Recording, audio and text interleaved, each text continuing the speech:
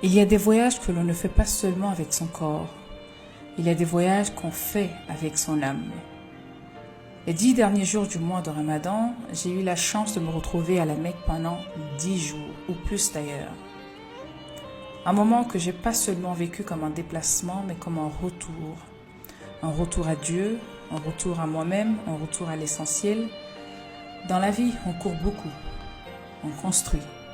On travaille, on dirige, on rêve grand. On porte des projets, des responsabilités, des ambitions, parfois même le poids des autres.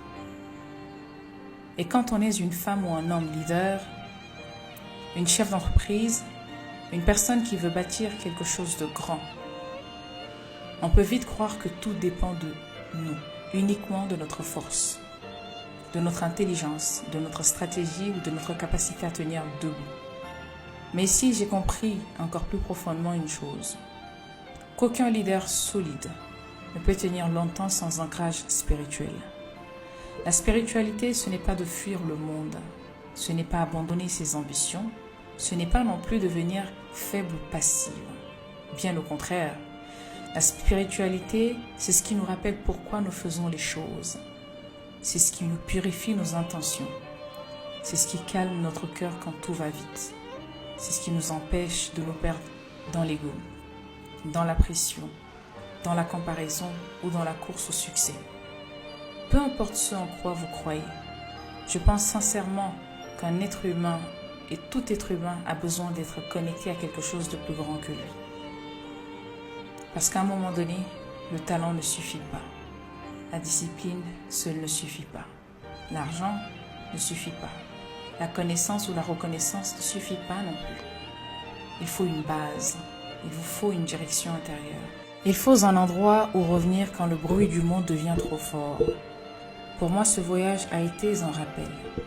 Un rappel que je peux vouloir bâtir grand, impacter, inspirer, diriger, créer ou entreprendre. Mais que je dois toujours rester aligné avec mes valeurs, aligné avec ma foi, aligné avec Dieu ou ce que Dieu attend de moi, aligné avec la femme que je suis en train de devenir. La Mecque m'a donc rappelé que la grandeur ne commence pas toujours dans les projecteurs. Parfois, elle commence dans le silence, dans une prière, dans une larme, dans une remise en question, dans un moment où l'on se dépouille de tout pour revenir à l'essentiel. C'est ce message que j'ai envie de partager avec vous aujourd'hui. Ne construisez pas seulement votre carrière, construisez votre âme. Ne cherchez pas seulement à réussir en dehors, cherchez à être en paix dedans. Parce qu'un leadership sans spiritualité peut impressionner, mais un leadership ancré, aligné, connecté peut transformer. Et moi, plus j'avance, plus je comprends que mon ambition n'a de sens que si elle est guidée par la foi, guidée par l'intention, guidée surtout par le service, mais aussi guidée par quelque chose de plus grand que moi. Ce voyage à la Mecque restera pour moi un rappel puissant.